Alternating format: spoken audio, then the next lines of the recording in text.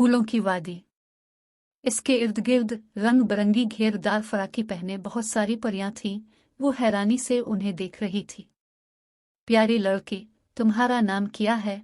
फिरोजी फराक पहने एक परी मुस्कुराती हुई इसकी तरफ बढ़ी। मेरा नाम नूरिया है, मगर मैं यहाँ कैसे आई? उसने अपना नाम बताते हुए इस परी से पूछा। अरे वाह, तुम्हारी तरह तुम्हारा नाम भी बहुत प्यारा है। चलो मिलकर खेलते हैं। सुर्ख फराक पहने एक और परी इसकी तरफ बढ़ी। इसकी देखा देखी बाकी परियां भी इसके करीब आ गईं। 7 साला नूरिया खुद को इस खूबसूरत वादी में देखकर बहुत हैरान थी। यहाँ चारों तरफ रंग बिरंगे फूल ही फूल थे। इसे भी परियों जैसा लिबास पहना दिया गया। अब वो भी उन परियों की तरह घेरदार सफेद रंग की फ्राक पहने हुए थे। इसकी दोनों कलाइयों में मोतिये के फूलों के गजरे भी आ चुके थे। नूरिया अब परियों से बिल्कुल भी नहीं डर रही थी। वो खुशी से झूम रही थी और सारी परियां भी इसे खुश देखकर हंस रही थी। खामोश हो जाओ सब, मलिका परी आ रही है। इनमें से एक परी ने बुलंद आवाज से सबको इत्तला दी और सारी परियां फौरन अदब से खड़ी हो गई। सफेद खूबसूरत घोड़ों की बग्घी चारों तरफ से फूलों से सजी हुई थी। मलिका परी बड़ी शान से बग्घी से नीचे आकर मलिका ने गुलाबी रंग की पोशाक पहन रखी थी, जो यूं चमक रही थी जैसे इस पर तारे जुड़े हुए हों। मलिका परी इसके पास आकर ठहर गई। खुश आमदीद प्यारी लड़की, कहो कैसा लगा हमारी फूल वादी में आकर? मलिका परी ने बहुत नर्म लहजे में नूरिया से पूछा। नूरिया बहुत हैरान थी, बोली तो बहुत ही अच्छा लग रहा है।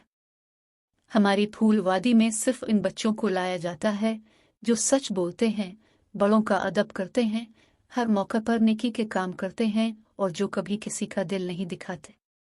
मगर ये सब आपको कैसे पता? वो पूछे बना ना रह सकी। हमारी फूल वादी के आसपास जितने गांव हैं, हम वहां रहने वालों की खबर रखते हैं।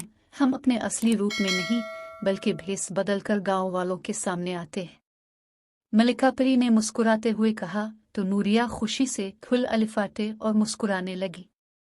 मलिका ने इशारा करके एक परी से इसके लिए बहुत सारे तोहफे मंगवाए। नूरिया ने मलिका परी का शुक्रिया अदा किया। मलिका मुस्कुराते हुए वापस अपनी बग्घी में बैठकर पिस्तान की तरफ चली गई। दफतना फूल वादी में बारिश होने लगी, ठंडी और हल्की हल्की बारिश। तमाम परियां खुशी से झूमने लगी।